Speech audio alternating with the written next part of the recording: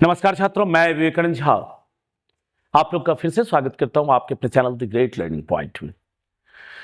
CTET की कड़ी को बढ़ाते हुए आज संस्कृत के फाइनल टच को लेकर के मैं आया। पूछे गए एक साल का पूरा क्वेश्चन का विवरण लेकर के आया हूं और मैंने समझाया आज तक। देखिए कितनी आसानी से चुटकी में संस्कृत हल होता है। दोनों पेपर के लिए है। आप लोग को यह ना लगे कि एक पेपर के लिए हम इसमें 6 to 8 और 1 to 5 दोनों पेपर को इंक्लूड करते चले गए हैं। हर एक क्वेश्चन में जो कोई संस्कृत रखे हैं एक भाषा के रूप में, चाहे लैंग्वेज फर्स्ट में रखे हो, लैंग्वेज सेकेंड में रखे हो, क्वेश्चन वही आता है, सिर्फ समझना होता है। और संस्कृत कितना आसान सब्जेक्ट है, कैसे चुटकियों में आपके लिए हल होगा, मैं सारे तरीकों को लेकर के आया हूं क्वेश्चंस के साथ। संस्कृत को कैसे बनाना, क्योंकि इसके लिए अपना तो कुछ पढ़ना नहीं है, वर्ड स्टोर एक मैन होता है। आप अगर मेरे पद्धति को फॉलो करेंगे, मैं निश्चित तौर पर आपसे कहता हूं कि आप 30 में 30 नंबर लेकर के आएंगे। अगर वाईबी में 1-2 नंबर इधर उधर होता भी है तो 28-29 नंबर कोई नहीं आपका लेके जाएगा। पर स्किप करके वीडियो को मत देखिए। अच्छा लगे सब्सक्राइब जरूर करें, क्योंकि बहुत कुछ मैं इस चैनल के माध्यम से आपको देने वाला हूं। मैं रुकने वाला नहीं हूं। आपका सीटेट निकलेगा, बीच बीच में सीटेट के अब जो टाइमिंग मेरा रहेगा, जीके जीएस चलता रहेगा, लगातार मैं आपके साथ जुड़ा रहूंगा। सभी लोग चैनल को सब्सक्राइब करें। जो कुछ महत्वपूर्ण सूचनाएं होंगी आपको शिक्षा विभाग से लेकर के, वो सब भी मैं लेकर के आऊंगा। बहुत कुछ आपको इस चैनल से मिलने वाला है। ये चैनल लगातार आपके साथ बना रहेगा। मुझे उम्मीद है कि आप अपना प्रेम सहयोग भी बनाए रखेंगे। चूंकि देखते तो बहुत सारे लोग हैं, लेकिन खेद के साथ कहना पड़ता है कि सब्सक्राइब नहीं करते हैं।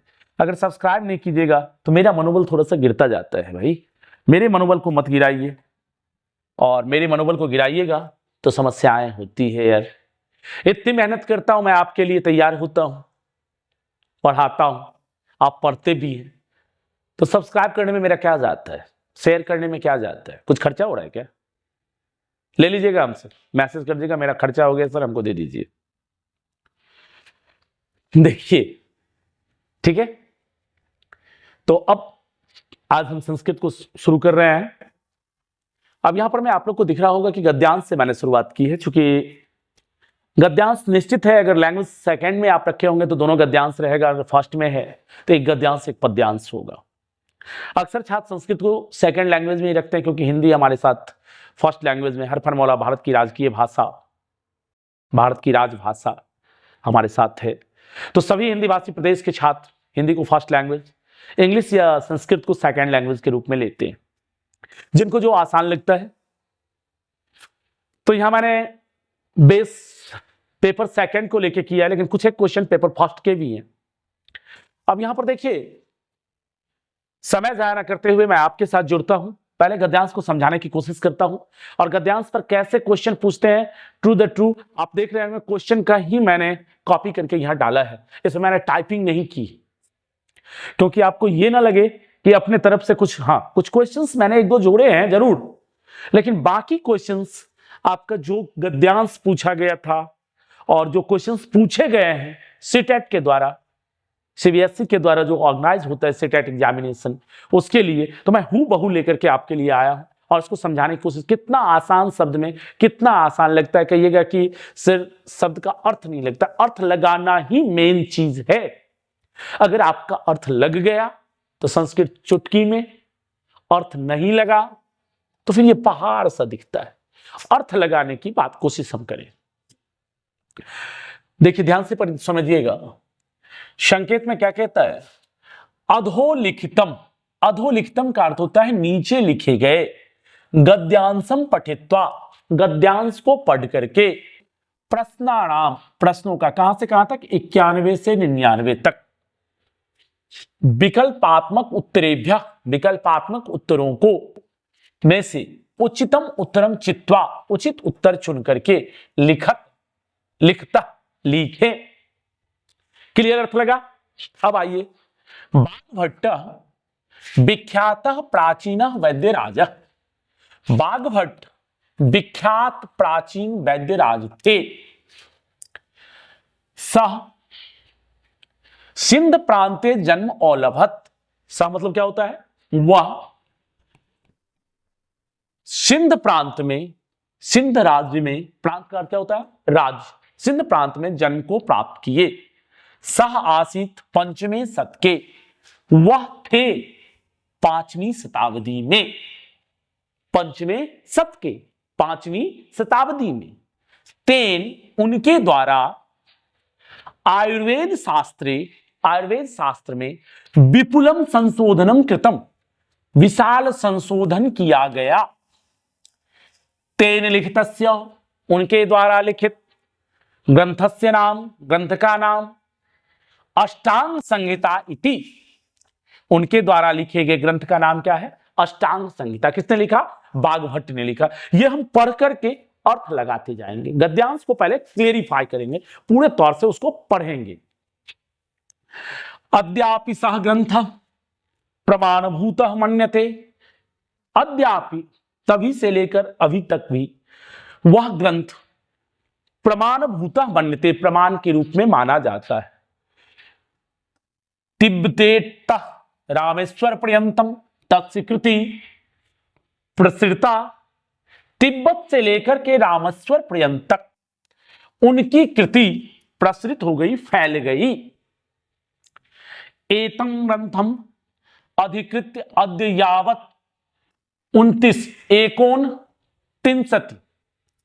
भाष्य विवरण ग्रंथा प्रसिद्धा संति, उस पर आधारित आज लगभग, आज तक 29 भाषा विवरण ग्रंथ प्रसिद्ध हैं। अब मैं सारे शब्दों का अर्थ कहा, इतना आप लोग समझ गए होंगे कि बागभट्ट विख्यात प्राचीन वैद्यराज थे। वह सिंध प्रांत में जन्म को प्राप्त किए। वह 5वीं शताब्दी में थे। उनके द्वारा आयुर्वेद शास्त्र में विशाल संशोधन किया गया। उनके द्वारा लिखित ग्रंथ का नाम अष्टांग संहिता था। अद्यपि सह ग्रंथ, इस समय वह ग्रंथ प्रमाण के रूप में विद्यमान है। तिब्बत से रामेश्वर पर्यंत उनकी कृति प्रसरित थी। यह ग्रंथ, इस ग्रंथ पर आधारित आज 29 ग्रंथ प्रसिद्ध हैं। चलिए ठीक है, यह सारांश हुआ। अब इसके में और थोड़ा सा दिया गया है जिसको हमको पढ़ना है, फिर क्वेश्चन पर चलेंगे हम लोग, कैसे क्वेश्चन पूछता है और कैसे इसको हम क्लियर करते हैं। एकदा धन्वंतरी, एकदा का अर्थ कई बार मैंने कहा है आपसे, अगर वीडियो लगातार आप लोग देख रहे हो तो एक बार होता है, एकदा, एक बार। धन्वंतरी व्यचिंत्यत, धन्वंतरी कौन है? तो वैद्यों के जो देवता हैं उनको धन्वंतरी कहा जाता है। एक बार धन्वंतरी ने सोचा कि पृथ्वी तल पर विद्यमाना विविधानां वैद्यानां परीक्षां करणीया, विद्यमान विभिन्न वैद्यों की परीक्षा करनी चाहिए इति। अब आइए, अतः तेन सूकस्य रूपं धृतम, अतः उनके द्वारा सूगा का, सूगा समझते हैं तोता जिसको कहते हैं हम लोग, तोते का रूप धारण किया गया। सह एकम एव प्रश्नम त्रिवारम उच्चार्य वैद्यान पृष्ठवान, वह एक ही प्रश्न को 3 बार उच्चारित करके वैद्यों से पूछे। सह प्रश्न आसीत, वह प्रश्न था, को अरुक कह आरोग्य संपन्न भवती इत्यर्थम। को अरुक का अर्थ होता है कह आरोग्य संपन्न भवती, कौन आरोग्य संपन्न होता है, यानी कौन बीमार नहीं पड़ता है। क्लियर हो रही है? कोई दिक्कत? देखिए, जब ये क्लियर हो जाएगा ना मेरा गद्यांश, तो 9 का 9 क्वेश्चन, इसमें 1-2 ग्रामर होता है। तो ग्रामर को तो मैं बता ही ना हूं, संधि का अलग वीडियो दे चुका हूं, समास का अलग वीडियो दे चुका हूं, उपसर्ग प्रत्यय बता चुका। आप जाइएगा प्लेलिस्ट में, तो प्रत्यय का भी एक वीडियो है, जहां से जो कुछ पूछता है संस्कृत में खास तौर से, वो सब कुछ मैंने दे दिया है। हिंदी के लिए भी बहुत सारा दिया है, ईवीएस में भी दिया है, सीडीपी में भी दिया, और भी लगातार मैं अब कोशिश कर रहा हूं कि आपको दूं फाइनल टच, कि आप कैसे उसको हल कर पाए। और इसके बाद बाबू लोग अभ्यास थोड़ा ज्यादा जरूरी है। देखिए, वैसे भी वीडियो देख के जाइएगा तो आप 15-20 नंबर तो आसानी से लाइएगा, लेकिन इसके बाद अगर अभ्यास करके जाते हैं तो जैसे मैंने कहा 28-29 नंबर गारंटेड आएगा, 30 नंबर तक। अब देखिए, वैद्या विविधानि उत्तराणि दत्तवंत। अब जब ये प्रश्न इन्होंने पूछा तो वैद्यों के द्वारा विविध उत्तर दिए गए, सबको अपने अपने मन से उत्तर देते रहे। केचन तु, कुछ तो सुदीर्घम उत्तरं दत्तवंत, बड़े बड़े उत्तर दे दिए। सुदीर्घम, बड़ा, दीर्घ मतलब क्या होता है? बड़ा। उत्तरं दत्तवंत, बड़े उत्तर को दिए। किंतु कस्यापि उत्तरेण धन्वंतरि न संतुष्ट, लेकिन किसी के उत्तर से धन्वंतरि संतुष्ट नहीं हुए। अब थोड़ा सा और स्टेप है, समय इस पर में ज्यादा देंगे, आप समझते चलिए, तो वीडियो बड़ा लंबा हो जाएगा और आप लोग के पास तो उतना टाइम होता नहीं है, आप लोग तो बिजी आदमी है, तो कैसे देखिएगा वीडियो को, इसलिए मैं थोड़ा छोटा बनाता हूं। चलिए कोई नहीं। अंत में सुगा बाघभट्ट प्रति आगत। ये सुगा कौन थे? धन्वंतरी। किसके पास आए? तो बाघभट्ट के पास आए। बाघभट्ट स्नानार्थम, स्नान के लिए नदी तीरम गच्छति अस्मौ, नदी के तट पर जा रहे थे। सुक रूपधारी धन्वंतरी, सुगा के का रूप धारण किए हुए धन्वंतरी मार्गे स्थित एकस्य वृक्षस्य शाखायाम उपविष्ट, मार्ग में स्थित एक वृक्ष के शाखा पर बैठ गए। तेन बाघभट्ट से त्रिवार प्रश्न कृत, उनके द्वारा बाघभट्ट से 3 बार प्रश्न किया गया। को अरुक पहले समझा चुके हैं कि कौन स्वस्थता को प्राप्त करता है, कौन स्वस्थ है, कौन बीमार नहीं पड़ता है। बाघभट्टेन ज्ञातम यत एषः न सामान्य पक्षी थी, बाघभट्ट के द्वारा ज्ञात हो गया कि यह कोई सामान्य पक्षी नहीं है। बाघभट्टेन ज्ञात यत एषः न सामान्य पक्षी थी, बाघभट्ट को यह ज्ञात हो गया कि यह कोई सामान्य पक्षी नहीं है। स पक्षी ने नमस्कृतवान, उन्होंने पक्षी को प्रणाम किया। पक्षी ने सत्कार रूपेण फलानि तेन अर्पितान, पक्षी को सत्कार के रूप में, स्वागत के रूप में एक फल अर्पित किए। अब यहां पर चले हम अगले स्टेप की ओर चलते हैं। सॉरी का मिसकेट तो होता रहता है, क्यों? चलिए, अब भाई ये तो मेरे मौखिक चीज तो है नहीं, इलेक्ट्रॉनिक चीजें इधर उधर टिप दिया तो कुछ भी हो जाता है। अब आइए, सुका अवदत्त, सुगा बोला आदौ उत्तरं दातव्यम, पहले उत्तर दे दो। यदि उत्तरम तृप्तिकरं स्यात् तर्हि एव अहम् उपहारं स्वीकरिष्यामि, यदि तुम्हारा उत्तर तृप्तिकर होगा तभी मैं तुम्हारे उपहार को स्वीकार करूंगा। इति बाघभट्ट क्षण मात्र चिंतितवान, बाघभट्ट क्षण मात्र के लिए चिंतित हुए। त्रयाणां प्रश्नानां, 3 प्रश्नों का एकम एव उत्तरम सह दत्तवान, उन्होंने एक ही उत्तर दिया। क्या उत्तर दिया? हित भूक, मित भूक, उष्ण भूक इति, उन्होंने कहा तीनों प्रश्न का को अड़ुक और को अड़ुक 3 प्रश्न था, उन तीनों का एक ही उत्तर दिया, हित भूक, मित भूक और उष्ण भूक। तस्य आशय, यहां इसका मतलब है, हित भूक का मतलब है आहार हितकर,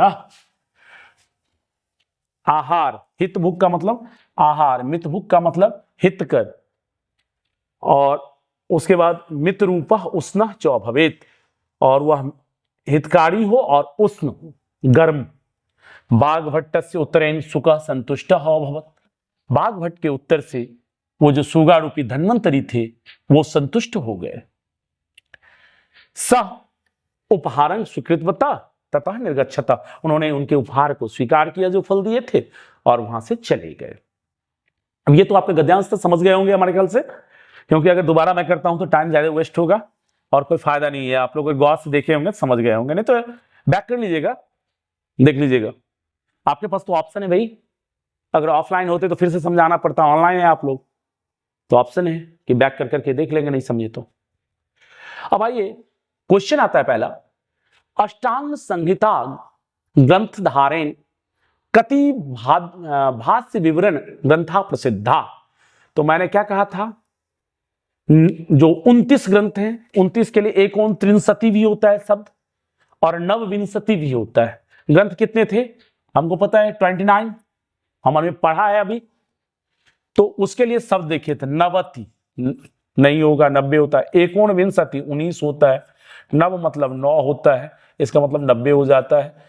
अब यहां नवविंशति 20 जोड़ 9 यानी कितना होता है 29। तो नवविंशति 2 नंबर, हमको पहले से पता है कि कितना ग्रंथ निकला हुआ है 29। तो नवविंशति 29 का सही मतलब होता है 20 9, जैसे 29 आप कहते हैं अंग्रेजी में 29। तो वही चीज होता है संस्कृत में भी, नवविंशति, विंशति मतलब 20 और 9 कितना हो गया 29। मेरे ख्याल से समझ गए होंगे आप लोग। अगले क्वेश्चन की ओर हम चले।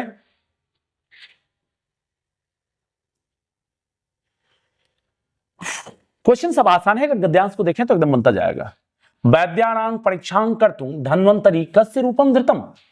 वैद्यों की परीक्षा करने के लिए धन्वंतरि ने किसका रूप धारण किया?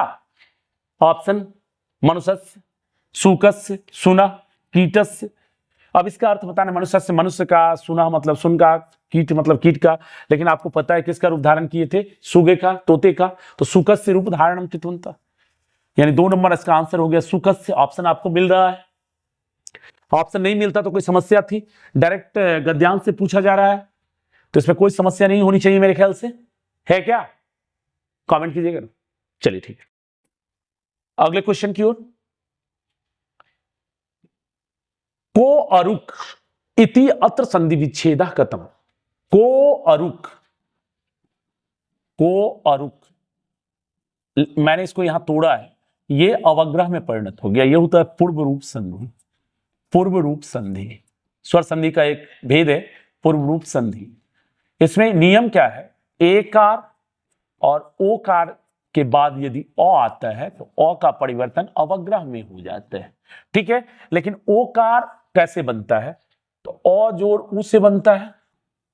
तो ये विसर्ग संधि में हम जाते हैं, तो यहां पर मैं तो थोड़ा सा कर दिया है, को जोड़ अरुक दिया गया है, इसको सी को लेकर के चले, डायरेक्टली सी को लेकर के चले। जो को जोड़ अरुक, ओ के बाद ओ आया, मैंने आपको क्या समझाया कि एकार और ओकार दो याद रखिएगा, इसके बाद यदि ओ आता है तो ओ का परिवर्तन अवग्रह में हो जाता है कहीं भी। आप देखिएगा लतेव, अब बहुत सारा है, आप देखते होंगे शब्द अभी याद नहीं रहा है। कोअपी शब्द आपको मिलता होगा, कोअपी ऐसा लिखा हुआ मिलता होगा, या देखिए ओकार के बाद ओ आया है, अपी बदल गया है। ऐसे ही एकार के भी बाद आता है, 2 ही वर्ण है, 2 स्वर के बाद अगर ओ आता है तो ओ का परिवर्तन किसमें होता है? अवग्रह में। इसको कहते हैं पूर्व रूप संधि। कई बार पूछा गया है, तो इसका ये आंसर हो गया 3 नंबर। संधि का वीडियो एक बार देख लीजिएगा, बाकी दिक्कत हो तो। अगला देखिए, हितभुक मितभुक उष्णभुक इति वाक्ये मित शब्दस्य अर्थ। मित शब्दस्य अर्थ क्या हो गया कि हितभुक, मितभुक और उष्णभुक। उष्ण मतलब गर्म, हित मतलब जो हितकारी है। अब बच गया आपका मित। मित मतलब क्या होता है? जो आपके लिए उपयोगी हो। तो उपयोगी हो मतलब क्या? मित्रम, नहीं मित्रम नहीं होगा, सॉरी अल्पम कर दीजिए इसको। बहुत अधिक अजीर्ण भोजनम विषम कहा गया है, अत्यधिक भोजन नहीं करना चाहिए, गद्यांश में डायरेक्ट मिला है, तो इसका आंसर हो जाएगा अल्पम। आगे बढ़िए। वैद्य परीक्षांक उत्तीर्ण अभवत। वैद्य की परीक्षा में कौन उत्तीर्ण हुए? तो आप जान रहे हैं कि बाघभट्ट उत्तीर्ण हुए। परीक्षा लेने वाले कौन थे? धन्वंतरी। और उत्तीर्ण कौन हुए? बाघभट्ट। तो 2 नंबर इसका आंसर हो गया। सुक और चरक की चर्चा ना करेंगे, टाइम वेस्ट होगा। बहुत सारे क्वेश्चंस हैं, अभी हम 95 पर ही पहुंचे हैं। तिब्बत देशात रामेश्वर पर्यंतम कस्य प्रसिद्धि आसीत। तिब्बत से लेकर के रामेश्वर तक किसकी प्रसिद्धि थी? ठीक, आप जानते हैं कि बाघभट्ट की प्रसिद्धि थी, तो सीधा 4 नंबर पर हम जाएंगे। धन्वंतरी तो देवता हो गए, धन्वंतरी सब छोड़िए, कुछ नहीं है बात। हमको सीधा क्वेश्चन को हिट करते हैं हम कि तिब्बत देश से रामेश्वर पर्यंत किसकी प्रसिद्धि थी? तो बाघभट्ट की प्रसिद्धि थी। कोई दिक्कत नहीं भाई, हम अपने मन से ही नहीं कहे जा रहे हैं, ये तो सजेशन आपके हिसाब से होगा। वीडियो को देखिए साहिबों, और वीडियो को देखिएगा तब समझ में आएगा कि सर पढ़ा क्या रहे हैं, कर क्या रहे हैं, हम आपके लिए ही बना रहे हैं भाई। मेरा जब टाइम था तो बड़े अच्छे से मैंने निकाला सारे चारों टेट एक बार में, बीपीएससी 3-3 बार निकाला।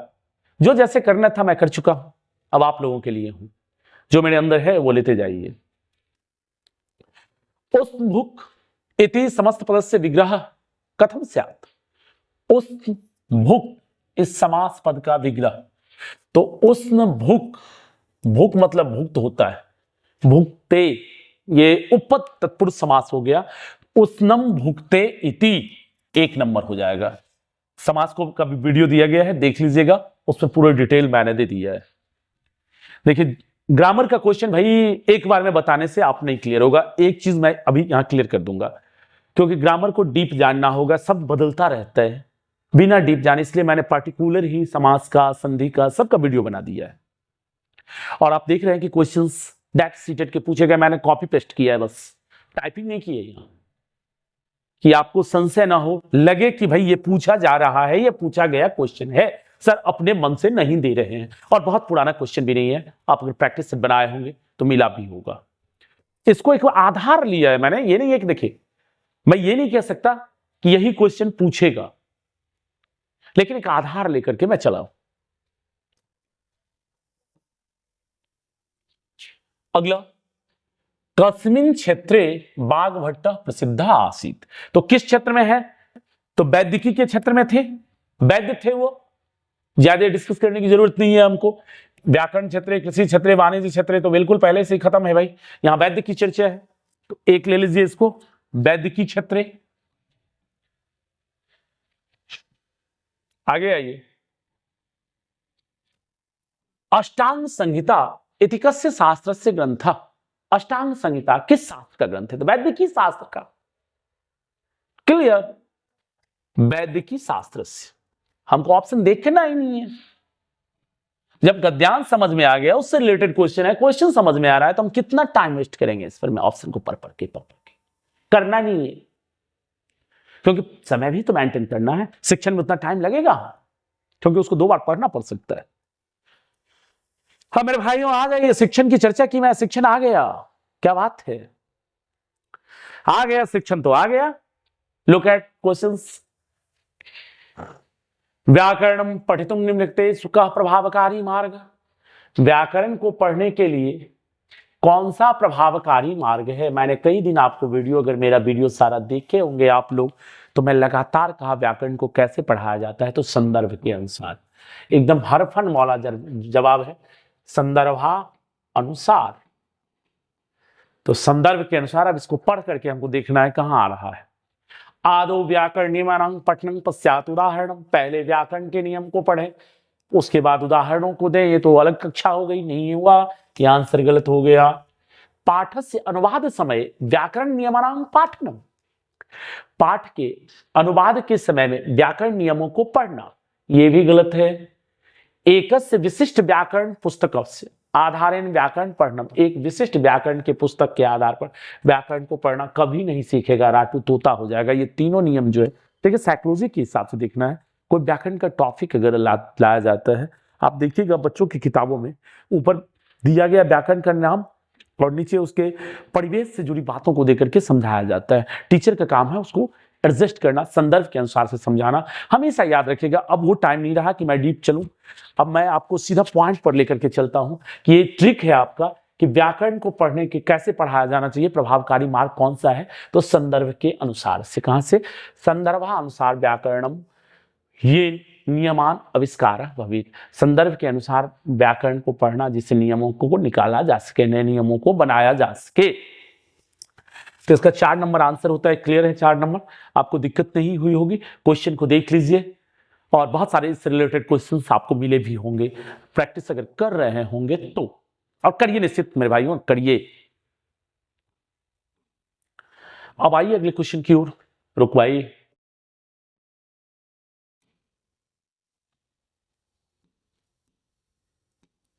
सामाजिक विनिमय सोशल इंटरेक्शन इति सिद्धांत केन संबंध। अब सामाजिक की जहां चर्चा आ जाए, हरफन वाला, आप जानते हैं कि वाइगोत्स्की महोदय आ जाएगा, पाणिनि व्याकरण के हैं, स्किनर अलग हैं, कोहलबर्ग अलग हैं, आप जानते हैं। जीन पियाजे, कोहलबर्ग, वाइगॉत्स्की। कोहलबर्ग का क्या है, नैतिक विकास का सिद्धांत है। वाइगॉत्स्की का सामाजिक विकास का सिद्धांत है। जीन पियाजे का संज्ञानात्मक विकास का सिद्धांत है। कोहलबर्ग भाषा से संबंधित सिद्धांत भी दिए हैं। तो सबका अपना अपना है। पाणिनि तो व्याकरण के हो गए, अलग हो गए। तो यहां पर सामाजिक विनिमय की बात है, सामाजिक विनिमय से भाषा को डेवलप करने की बात है। तो ये किनके द्वारा दिया गया है, तो ये दिया गया है आपको वाइगॉत्स्की महोदय के द्वारा। ये आप लोग को पता होगा, इतना अब आप लोग बेवकूफ नहीं रहे, क्योंकि सीटेट की तैयारी में लगातार हमारे पास समय कम है, आप लोग लगे हुए हैं। तो ये क्वेश्चन कम से कम तो आपको आता ही आता होगा, सारा क्वेश्चन आता होगा। ऐसा नहीं है कि मैं इसी क्वेश्चन की बात करता हूं, बस मैं रिवीजन करता हूं, उसमें जो धूल जम गया ना उसको हटाने की काम कर रहा हूं। बहुत कुछ मैं नया नहीं बताने वाला हूं, कोई नहीं बताएगा भाई, मैं क्या, कोई नहीं बताएगा। अगला क्वेश्चन देखिए, अधो लिखतेषु किं बालानां भाषाया अधिकं सहायं भवेत्। अधो लिखतेषु किं, नीचे लिखे गए में कौन बच्चों के भाषा के अधिग्रहण समय में अधिक सहायक होना चाहिए। तो गृहस्य वातावरणस्य अधिकं, अब इस क्वेश्चन में क्या मॉडरेट क्वेश्चन हो गया, ये मॉडरेट क्वेश्चन हो गया। तो इस क्वेश्चन को पढ़ करके पहले हमको अर्थ निकालना होगा और उसके बाद चारों ऑप्शन को पढ़ना होगा। जो बच्चे सबसे अधिक कहां से भाषा सीखेंगे, तो ये जो पॉइंट आ रहा है, बच्चे सबसे अधिक कहां से भाषा सीखेंगे, इस पर में हम थोड़ी सी बात करते हैं। तो पहले पॉइंट्स को देखेंगे कि क्या क्या दिया गया है इसमें। अधोलिखतेषु किं बालानां भाषाया अधिग्रहण समय अधिकं सहायक भवति। नीचे लिखे गए में कौन बच्चों के भाषा को सीखने के समय में अधिक सहायक होगा।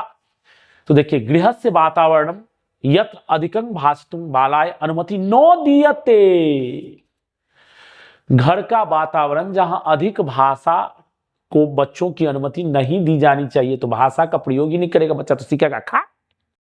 चलिए भाई, ये पॉइंट खत्म हो गया।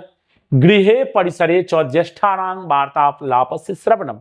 घर के परिसर में बड़ों के वार्तालाप को सुनना, तो सुनने से सिर्फ भाषा का विकास नहीं होगा, वो एक कौशल हुआ, श्रवण कौशल। अब जब तक उसको प्रयोग में नहीं लाएगा, सुनेगा भी प्रयोग में नहीं लाएगा, दोनों काम नहीं होगा, तब तक भाषा का डेवलपमेंट नहीं होगा। तो ये भी नहीं हुआ। शुद्धानाम उच्चारित शब्दानाम वाक्यानाम च पुनः पुनः अभ्यास कर्तुम बालेभ्यः निर्देश। शुद्ध उच्चारित शब्दों और वाक्यों का पुनः पुनः अभ्यास करने का जिंदगी बीत जाएगा इसी में। अभ्यास करते हमेशा निगेटिव होता है अभ्यास पॉइंट्स में। अब देखिए, अन्य बालय सह क्रीड़ा, वेरी गुड क्वेश्चन आंसर। ये एकदम आंसर पर हम पहुंच गए। वैसे भी 3 हम ऊपर देख चुके थे कि नहीं हुआ, लेकिन दूसरे ये ऑथेंटिक भी है। क्यों है, तो दूसरे बच्चे के साथ जब वो खेलेगा, तो खेलने के क्रम में वो बोलेगा भी, दूसरे की बात को सुनेगा भी। इस परिस्थिति में वो इसको अधिक भाषा का प्रयोग करेगा। आइए आगे, अगला क्वेश्चन कहता है, 11 क्वेश्चन और बचे हैं मेरे भाइयों। पैसेंस बना करके समझ रहे हो तो समझते चलिए, एकदम मस्ती में सीखिएगा। बाला सहजताया भाषा अधिग्रहण कुर्वन्ति। यदि बालक सहजता से भाषा का अधिग्रहण करते हैं, यदि बच्चे एक अस्मिन काले एक या एक भाषा पठिता हुवन्ति, तो एक ही भाषा को सीखेगा तो उसका भाषा ज्ञान थोड़ा कम हो जाएगा। अनेका भी भाषा भी पठिता हुवन्ति यासाम उपस्थिति तेसाम अवाहिते वातावरणे अस्ति। अनेक भाषाओं से परिचित होंगे और जिनकी उपस्थिति में उन भाषाओं को व्यवहार में लाएंगे वातावरण के द्वारा। बिल्कुल सही आंसर, तुम पहुंच गए भाई मेरे। अब देख लेते हैं, एक अंतेन इलेक्ट्रॉनिक माध्यम, नहीं ये आ गया तो ये गुड हो गया। इलेक्ट्रॉनिक माध्यम मुद्रित, उसमें सारा कुछ काम करने लगा उनका, ये आंसर नहीं होगा।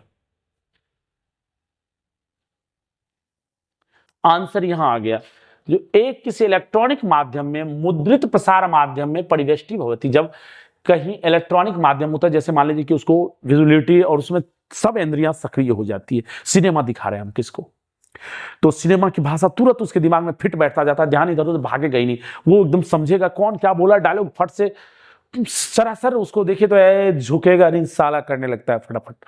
क्यों? इसलिए कि उसके दिमाग में वो फिट हो चुका है, जब देखा है तो दिमाग में फिट हो चुका है, एडजस्ट हो चुका है। तो ये इसका एग्जैक्ट आंसर हो गया। इलेक्ट्रॉनिक माध्यम मुद्रित सामग्री के माध्यम से सब पॉइंट आता है। एकस्य पाठस्य पठन विषय अधुलिखितेषु किं सर्वाधिक महत्वपूर्ण। एक पाठ के पठन के विषय में नीचे लिखे क्या सर्वाधिक महत्वपूर्ण है। पाठस्य प्रत्येक शब्दस्य पठनम, पाठ के प्रत्येक शब्द को पढ़ना, विराम चिन्हानाम उपरि ध्यानम। भाई पाठ को आप पढ़ रहे हैं तो सबसे इंपॉर्टेंट तो है उसका अर्थ ग्रहण करना। कहीं भी जब आप पाठ को पढ़ रहे हैं, किसी चीज को आप पढ़ रहे हैं, तो सबसे इंपॉर्टेंट थिंग क्या है, उसके अर्थ को जानना ना। तो पढ़ने का मतलब क्या हुआ। तो यहां 3 नंबर आंसर के सिवा हम क्या देंगे, लिखित पाठ से अर्थ प्राप्त, ये इसका एग्जैक्ट आंसर हुआ। विराम चिन्ह फलान ढकान सब गया, शुद्ध उच्चारित पाठ से उच्च पठनम, ये नहीं होगा। अगला देखिए, अधस्तनेषु किं भाषाया अध्यापनस्य उद्देश्यम न अस्ति। नीचे लिखे गए में क्या भाषा के अध्यापन का उद्देश्य नहीं है। अर्थबोध सहित पठने क्षमता, आयास पूर्व विचाराणाम अभिव्यक्ति, अकल्पनीय विचारों की अभिव्यक्ति जो पहले कभी हुआ ना हो। आयास पूर्व मतलब हो जाता है जो पहले कभी घटा ना हो। तो ये आंसर तो चिल्ला दिया मेरे भाइयों, लेकिन आपको तो समझाना पड़ेगा। यहां देखिए अर्थबोध सहित पठनीय क्षमता, तो इसमें 2 कौशल का विकास हो रहा है, ये होना ही है। श्रुत बोधनीय दक्षता, ये भी होना ही है, भाषा को पढ़ा रहे हैं। सुसंगत लेखन से विकास है, यह भी एक क्षमता, भाषा के चारों कौशल को दे रहे हैं, अलग अलग कौशलों का विकास कर रहा है। तो ये सब तो उद्देश्य में है, लेकिन ये उद्देश्य में नहीं होगा क्योंकि यहां ना अस्ति पूछ रहा है, हमको निगेटिव आंसर देना है। तो इसका मतलब 2 नंबर हो गए। थोड़ा सा अर्थ लगाइए, संस्कृत को हल कीजिए, नंबर पाइए, जितना नंबर पाना है पाइए। 30 नंबर का एग्जाम है, 29 लेके आइए, 30 लेके आइए। अब देखिए यहां क्या है, ध्वन्यात्मक स्वचेतनाया अधिवाक्य संबंध अस्ति। ध्वन्यात्मक चेतना में अधिवाक्य का संबंध होता है। तो ध्वन्यात्मक चेतना में लिखित क्षमता, लेखन क्षमता आयासा, ध्वनि की चेतना, ध्वनि श्रवण में भी आती है और सुनने के बाद श्रवण क्षमता आयासा, संभाषण क्षमता आयासा, पठन क्षमता है। तो यहां कहता है ध्वन्यात्मक चेतना है अधिवाक्य, वाक्य में किसके साथ संबंध होता है, तो वह लेखन क्षमता में संबंध में आता है। 4 नंबर एग्जैक्ट आंसर। अभी भी क्वेश्चन बहुत बचे हुए हैं, पैशंस रखिए। और सारा आपको इंपॉर्टेंट लग रहा होगा, मैं कर रहा हूं। आप देख रहे हैं कि सारे क्वेश्चन मैं पूछे गए क्वेश्चंस को लेकर के आया हूं। ऐसा नहीं है कि मैं कुछ कहीं से क्वेश्चन उठा लिया। अब आप जानते हैं कि नॉम चॉम्स्की ने क्या कहा था कि भाषा अर्जन की क्षमता जन्मजात होती थी, लेकिन थोड़ा सा क्वेश्चन को यहाँ चेंज किया गया। क्या क्या चेंज किया गया है तो देखिए। नॉम चॉम्स्की मतानुसार भाषाया कृते बालानाम सहजात दक्षता अस्ति। बच्चों की सहजात जन्म के साथ उत्पन्न दक्षता क्या है, तो भाषा अधिग्रहण की अधिग्रहणस्य। 1 नंबर आंसर हो गया। अनुकरण नहीं होगा, रूपांतरण नहीं होगा, अनुवाद नहीं होगा, ये सब आप लोग भी समझ सकते हैं। बार बार इसी पर मैं अपना दिमाग नहीं खपाऊंगा और आपका भी दिमाग डिस्टर्ब नहीं करूंगा। क्वेश्चन समझ गए कि नॉम चॉम्स्की के अनुसार क्या लाइन था कि भाषा अधिग्रहण की क्षमता बच्चों में जन्मजात होती है। यहाँ अधिग्रहण शब्द गायब कर दिया है। भाषा बालानां सहजात दक्षता अस्ति। बच्चों के लिए जन्म के साथ उत्पन्न होने वाली दक्षता क्या है, तो क्या है, तो अधिग्रहण की। आगे आइए, भाषा कौशलम अध्यापनं भवेत। भाषा कौशल का अध्यापन होता है अनुकरण माध्यम, पृथकतया अनुकरण के द्वारा, अलग से विस्तृत विवरण के द्वारा, और सामग्रिक रूपेण समग्र रूप से। तो भाषा कौशल चारों साथ साथ चलता है। तो इसका आंसर हो गया समग्र रूपेण। 4 नंबर। ये सब पर्टिकुलर दे रहा है इसलिए नहीं होगा। हमेशा क्वेश्चन को समझ करके और उसके पॉइंट्स को हम तोड़ेंगे। अगले देखिए, प्रारंभिक बाला शिक्षिका चित्रांकन रंग कार्य तो कर्तुम प्रोत्साहित एवं सा। प्रारंभिक क्लास में बच्चों को शिक्षिका चित्रांकन और रंग कार्य करने के लिए प्रोत्साहित करती है। इस प्रकार वो क्या कर रही है, तो कक्षायाम निरवता स्थापित विद्यार्थिनाम कर्तव्यास्थान करो। तो कक्षा में शांति बनाने के लिए विद्यार्थियों को कर्तव्य में जोड़ रही है, बिल्कुल नहीं। आपका कभी उद्देश्य नहीं होना चाहिए कि बच्चे साइलेंट हो जाए, निष्क्रिय हो जाए, ऐसा कभी सोच ही नहीं सकते। उसमें कुछ अलग ही थीम आएगा। क्या आएगा? सूक्ष्म मोटर कौशल विकासम करोति। ये तो बिल्कुल सही आंसर है भाई। हाथ से जब भी कोई काम कर रहा है तो सूक्ष्म मोटर कौशल हुआ। आपको मोटर कौशल आप पढ़े होंगे, लिखना सूक्ष्म मोटर कौशल है। दौड़ना, भागना स्थूल मोटर कौशल में आता है। जिसमें शरीर की सारी बड़ी मांसपेशियां काम करती है वह स्थूल मोटर कौशल में आता है, और जिसमें छोटी मांसपेशियां काम करती है वह सूक्ष्म मोटर कौशल में आता है। इसका आंसर हो गया 2 नंबर। अगला क्वेश्चन कहता है कि मौखिक भाषा कौशल से विकासार्थम निम्नलिखितेषु कः प्रयोग सर्वाधिकम उपयोगी भविष्यति। मौखिक भाषा कौशल के विकास के लिए निम्नलिखित में से कौन सा सर्वाधिक उपयोगी होता है? कवितानां पठन एकं समूहं च। कविता को पढ़ना एकल और सामूहिक रूप से। नाट्य अभिनय सहभाग, बिल्कुल सही होगा। लेकिन हम देख लेते हैं आगे भी। शिक्षकस्य पठनांतरम पाठ्यपुस्तकस्य एकस्य पाठ सामूहिक रूपेण पठनम। शिक्षकम अनुसामूहिक रूपेण शब्दानां शब्दोच्चारण अभ्यास। ये तो नहीं होगा भाई, सिर्फ शब्द का उच्चारण कर रहा है तो कैसे होगा? शिक्षक के पढ़ने के बाद पाठ को सामूहिक रूप से पढ़ने से नहीं होगा। सबसे बेस्ट कौन है? देखिए फायदा तो सब में हो रहा है, लेकिन सबसे बेस्ट हमको ढूंढना है तो नाट्य अभिनय में सहभागिता जो है वह भाषा प्रयोग में सर्वाधिक होगा, क्योंकि उसमें सुनेगा भी, बोलेगा भी, एक तरीके से चलेगा। इसलिए इसका आंसर हो गया 2 नंबर। हमारे ख्याल से समझ में आ रहा होगा इसका आंसर 2 नंबर। आ गया ये यथा पाठे निर्देश्यम तथा कथाया घटनाक्रम योजितम तृतीय कक्षाया शिक्षिका छात्रान् निर्दिश्यति ऐसा क्रियाकलाप सहायक करिष्यति। जैसे पाठ में निर्देश दिया गया है वैसे घटनाक्रम को संयोजित करने के लिए तृतीय कक्षा की शिक्षिका छात्रों को निर्देश देती। ऐसा क्रियाकलाप सहायक करिष्यति, यह क्रियाकलाप सहायता करती है। तो पठनावबोधे बोधनीय प्रविष्टो बालानाम लेखन कौशल विकास है। बालानाम वार्तालाप समय आप समझ सकते हैं कि जो निर्देश दिया गया कथा का घटनाक्रम है वैसे ही नियोजित करने के लिए छात्रों को निर्देश दे रही है। तो इसमें कहाँ आएगा, किसका विकास होगा? निर्देश दे रही है तो मतलब हो जाएगा बोधन प्रविष्टो। 2 नंबर इसका आंसर हो जाएगा, क्योंकि ये पढ़ना नहीं है, उसको क्या समझ ही है, उसको व्यवस्थित करना है। तो लेखन कौशल एक पार्टिकुलर हो गया, पहले तो समझ में आएगा तब ना लिखेगा, तो इसलिए 2 नंबर इसका हो गया आंसर। अगले क्वेश्चन की ओर चले हम। 2-3 क्वेश्चन है बस, पैसेंस रखिए। द्वितीय कक्षा की शिक्षिका कक्षा स्थित वस्तुओं नामांकित कृतवती एतेन छात्राणां प्रकृति वस्तुभि सह लिखित शब्दानां संबंध स्थापने सहायकां भवति एवं विधि कार्य छात्राणां संवर्धनम करिष्यति। अब देखिए द्वितीय कक्षा की शिक्षिका है, कक्षा में स्थित वस्तुओं को नामांकित करती है और वह छात्रों को प्राकृतिक वस्तुओं के साथ लिखित शब्दों का संबंध स्थापित करने के लिए कहती है। यह कार्य छात्रों के लिए संवर्धन करती है। किस चीज में? व्याकरण के ज्ञान में कभी नहीं, लेखन कौशल में कभी नहीं, शब्द ज्ञान में करती है। हस्ताक्षरस्थ तो होगा ही नहीं, क्योंकि उसको व्यवस्थित उसके साथ जोड़ने के लिए कह रही है।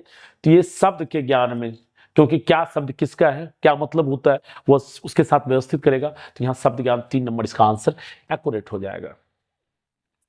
आइए मेरे भाई 119 सेकंड लास्ट क्वेश्चन। अधुनिकतेषु किं बालानां भाषा दक्षतया आकलने न्यूनं प्रभावकारी भवेत्। नीचे लिखे गए बच्चों की भाषा दक्षता में सबसे कम प्रभावकारी क्या होता है? तो कथा कथनम, कथा लेखनम, श्रुत लेखनम, वृत्त वर्णन, ये तीनों में बच्चे सक्रिय रहेंगे। श्रुत लेखन में टीचर जो कहेगा वही करेगा, इसलिए ये सबसे कम प्रभावकारी होता है भाषा की कक्षा में। इसको हमेशा क्वेश्चन में याद रखिएगा। कथा कहना, कथा लिखना, वृत्त वर्णन करना, ये तीनों इंपॉर्टेंट हैं। ये चौथा जो है निगेटिव। अब इतना पढ़ाने के बाद लास्ट क्वेश्चन आता है कि अधस्तनेषु निर्देशेषु छात्राणां भाषा क्षमता विकासार्थं सर्वाधिकम उपयोगी भवेत्।